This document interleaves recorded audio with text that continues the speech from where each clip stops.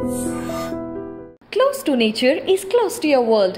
Myron Homes, Cherubic Farms at Chevilla, 7799949104. తనయుడి ఆకలి తీర్చిన మహిళల్ని ఇంటికి ఆహ్వానించి మరి జన్మలో మర్చిపోలేని ఆతిథ్యం ఇచ్చారు కాంగ్రెస్ అగ్రనేత సోనియా గాంధీ. గత వారం రాహుల్ గాంధీ ఢిల్లీ నుంచి హిమాచల్ ప్రదేశ్ రాజధాని సిమ్లాకు రోడ్డు మార్గంలో వెళ్తూ సోనిపట్లోని బరోజా, మదీనా గ్రామాల దగ్గర పొలాల్లో కొందరు మహిళలు, పురుషులు వరి నాట్లు వేయడాన్ని రాహుల్ చూశారు.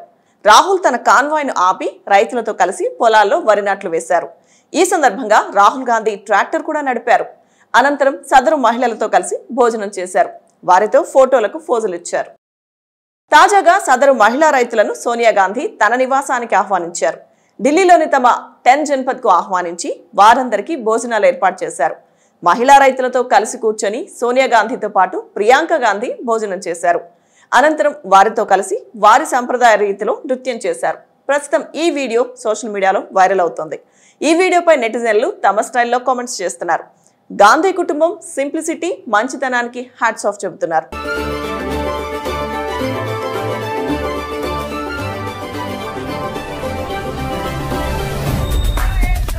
ఇక ఈ వీడియోలో సోనియా గాంధీ కొందరు మహిళలతో కలిసి డాన్స్ చేస్తున్నారు. సోనియా గాంధీ, రాహుల్ గాంధీ, ప్రియాంక గాంధీ ఈ మహిళలకు మర్చిపోలేని ఆతిథ్యం ఇచ్చారు. వారితో కలిసి భోజనం చేశారు. ఇక ఈ వీడియోలో సోనియా గాంధీ ఇంటి దగ్గర భారీ సంఖ్యలో మహిళలు, పిల్లలు ఉన్నారు. సోనియా గాంధీ, రాహుల్ గాంధీ అలాగే ప్రియాంక గాంధీ మాట్లాడుతున్నట్లు వీడియోలో కనిపిస్తుంది.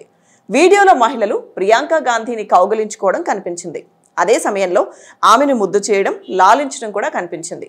ప్రియాంక గాంధీ కూడా వారిని కౌగిలించుకొని తన అభిమానాన్ని చాటి చెప్పారు.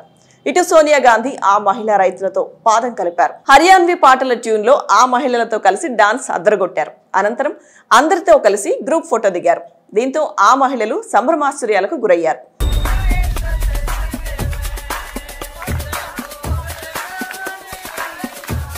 సోనిపట్ నుంచి ఈ మహిళలను తీసుకురావడానికి రాహుల్ గాంధీ ప్రత్యేక ఏర్పాట్లు చేసినట్లు తెలుస్తోంది.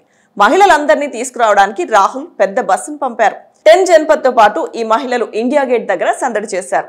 సోనియా గాంధీ, ప్రియాంక గాంధీ, రాహుల్ గాంధీతో కలిసి భోజనం చేయడం మర్చిపోలేని అనుభూతి అని చెప్పారు. ఇంత మంచి ఆతిథ్యం ఇచ్చిన వారికి ఎల్లప్పుడూ రుణపడి ఉంటామని చెప్పుకొచ్చారు.